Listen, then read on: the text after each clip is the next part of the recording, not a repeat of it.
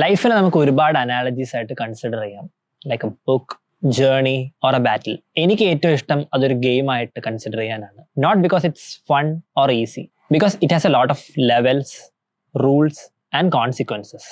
But ഒരു game നമ്മൾ കളിക്കുമ്പോൾ അതിൻ്റെ പ്രോപ്പർ ഗെയിം മെക്കാനിക്സ് അറിയാണ്ട് നമ്മൾ കളിക്കുകയാണെങ്കിൽ നമ്മൾ ഒരേ ലെവലിൽ തന്നെ സ്റ്റക്കായിട്ട് തന്നെ ആയിരിക്കും ഇരിക്കുക.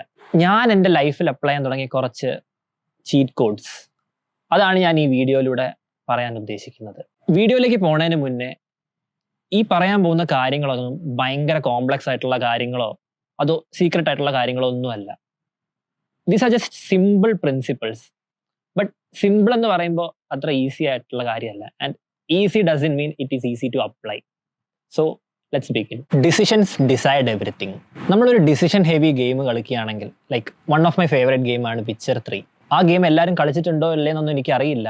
ആ ഗെയിമിൽ നമുക്ക് ഒരുപാട് ചോയ്സസ് വരാറുണ്ട്. 1 or 2 ചോയ്സസ് ആയിരിക്കും ഉണ്ടാവുക.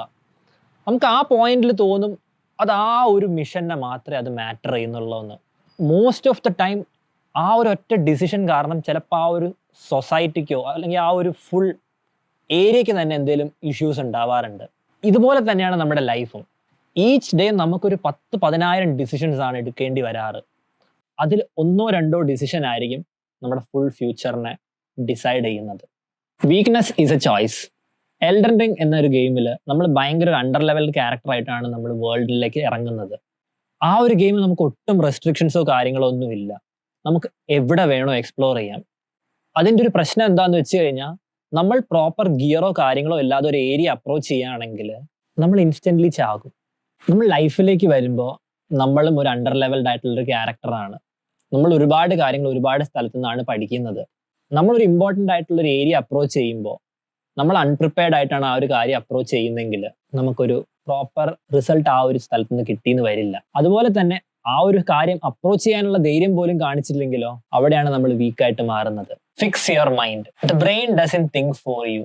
നമ്മുടെ ബ്രെയിനിന് നമ്മൾ കൊടുക്കുന്നതാണ് അതിന്റെ ട്രെയിനിങ് ഡേറ്റ. അതായത് നമ്മൾ എന്ത് കാണുന്നു, നമ്മൾ എന്ത് കേൾക്കുന്നു, നമുക്ക് കിട്ടുന്ന ഇൻപുട്ടാണ് നമ്മുടെ ബ്രെയിനിലേക്ക് ഫീഡ് ആയിരിക്കുന്ന കാര്യങ്ങൾ. സോ നമ്മൾ നെഗറ്റീവ് ഇമോഷൻസ് ആണ് കൂടുതൽ ഫീഡ് ചെയ്യുന്നതെങ്കിൽ നമ്മുടെ ബ്രെയിൻ ആ രീതിയിലായിരിക്കും വർക്ക് ചെയ്യുക. നമ്മുടെ ബ്രെയിൻ നമ്മൾ എടുക്കുന്ന ഓരോ കാര്യങ്ങളെ ജഡ്ജ് ചെയ്യില്ല, അത് ഫിൽട്ടർ ചെയ്യില്ല, അത് അഡാപ്റ്റ് ആണ് ചെയ്യുന്നത്.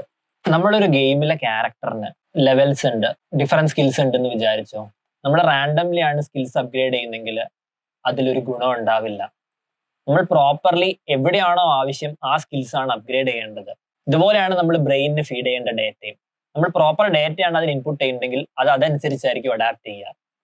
Fixing your mind without fixing your life never works. So fix your mind. Art of saying no. ഏതൊരു ഗെയിമിലാണെങ്കിലും ഒരു മെയിൻ മിഷൻ ഉണ്ടായിരിക്കും, ഒരുപാട് സൈഡ് ക്വസ്റ്റുകൾ ഉണ്ടായിരിക്കും.